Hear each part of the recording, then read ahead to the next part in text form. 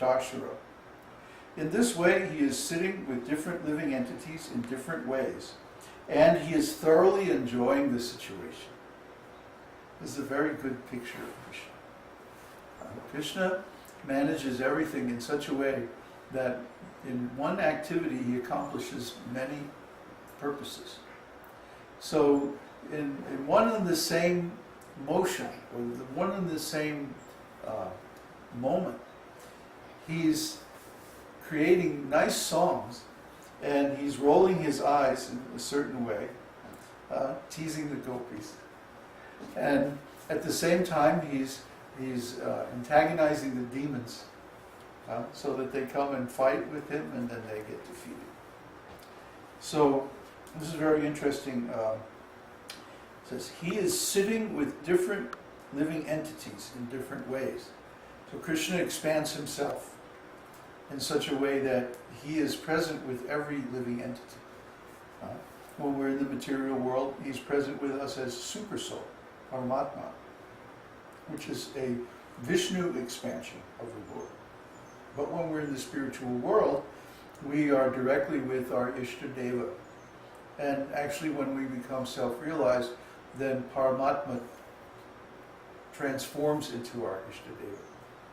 And so even in the material world, it's like we're there in the spiritual world with him, in whatever form that we are most attracted to.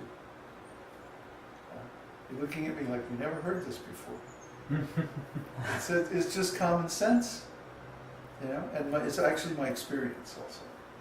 So I'm speaking from experience, but you know, when it says here, see, it's implied in this scriptural quote. He is sitting with different entities in different ways. See, so in some devotee's heart, he may be in Vishnu form. In another devotee's heart, he may be in Narasingha form. In another Govinda, another Caitanya, another Nitai. So many forms. So according to the devotee's love, according to the type of service that the devotee wants to perform for him, then he manifests a form for each and every one of his devotees. That's why I said the spiritual world is like virtual reality. You see everything from your point of view, and then Krishna creates that reality just for each and every one of his devotees. But just see how kind he is. It's so wonderful. But the thing is that he does all these things at the same time. That's the wonderful and amazing thing about Krishna. He's performing so many activities simultaneously, and nobody can understand his mentality. But he can understand everyone's mentality, and then he manifests just suitable to that mentality. So one devotee may see him in a certain way or in a certain mood. Another devotee could be present in the same place and seeing Krishna in a completely different way. See? Just like the demons are seeing Krishna as being very provocative. Come on, fight. Right? And then the same thing the gopis are seeing as, come on, let's dance. See? The same gesture, the same movement of the eyes, or whatever. The different devotees are seeing in different ways. And the cowherd boys are seeing, come on, let's wrestle. Let's play games. Like that. So number 16 is expert. Any person who can quickly execute a very difficult task is called expert. About the expertise of Krishna, there is a statement in the 10th canto, 59th chapter, verse 17 of Śrīmad-Bhāgavatam, wherein Shukadeva Goswami tells Maharaj Parikshit, O best of the Kurus, Śrī Kṛṣṇa cut to pieces all the different weapons used by different fighters. Formerly, fighting was done by releasing different kinds of arrows. One party would release a certain arrow, and the other party had to defeat it by counteracting it with another arrow. For example, one party might release an arrow which would cause water to pour from the sky. And to counteract this, the opposing party would have to release an arrow which would immediately turn the water into clouds. So from this statement, it appears that Krishna was very expert in counteracting the enemy's arrows. Similarly, at the rasa dance, each and every gopi requested that Krishna individually become her partner.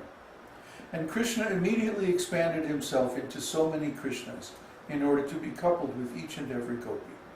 The result was that each gopi found Krishna by her side. So, this is Hindu mythology, right? No. As they call it. This is factual. Factual.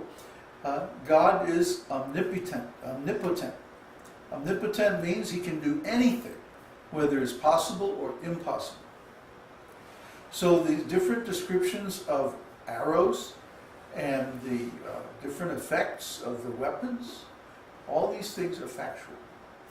But when Krishna left this planet about 5,000 years ago, he turned off this technology. It stopped working. He was like, okay, it's Kali Yuga.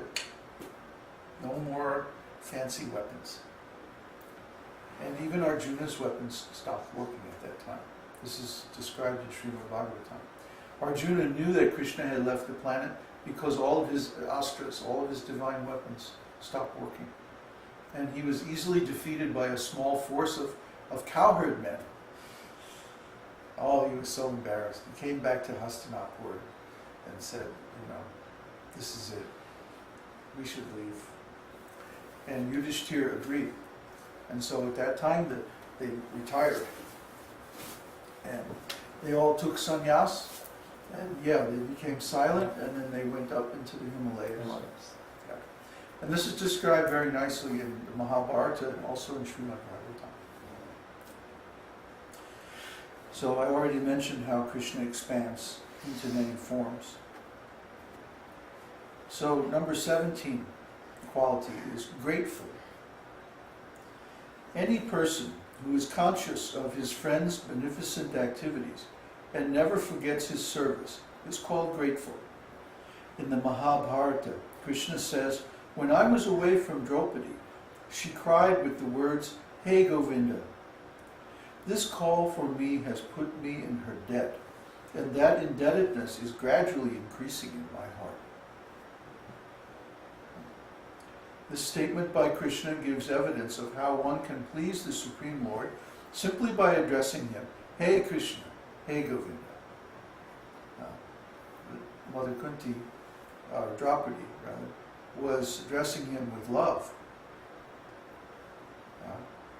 That, I'm separated from Krishna, and Krishna is the source of all good fortune. So when am I going to see him again? When am I going to be again together with his lotus feet, so that I can serve him very nicely?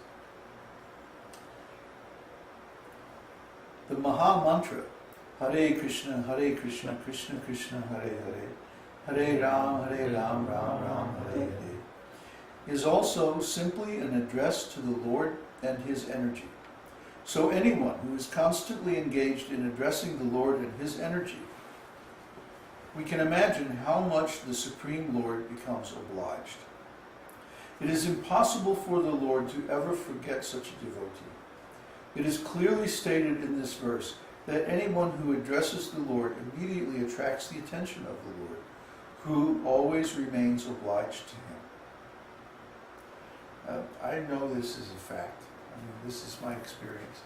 That, because I spent some time serving Srila Prabhupada. Srila Prabhupada is a great devotee. And I posted something about this the other day. That the guru makes a promise at the time of initiation to relieve the disciple of the material existence and to give facility for that self-realization process. So Srila Prabhupada, he had established so many temples where his devotees were staying, and we were staying there free of charge, doing service, traveling, often at our own expense. But once we were there, like in India, for example, all the facilities there were free of charge, and we were simply doing service without any impediments and making lots of spiritual advancement.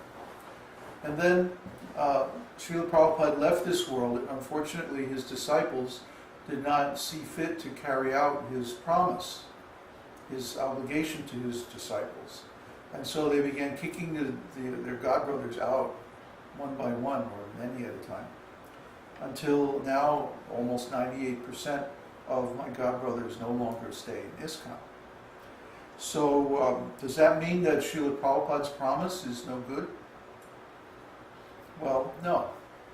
Because when for some time I became discouraged, but then when I again took up this service, and especially when I began this preaching work, then gradually Krishna provided just as good facility as we had in ISKCON for the service of the Lord. And now everything is there, and more is coming. It's said that when Krishna takes our offerings, he takes them with 2 hands. But when he gives the result, he gives with 10 hands.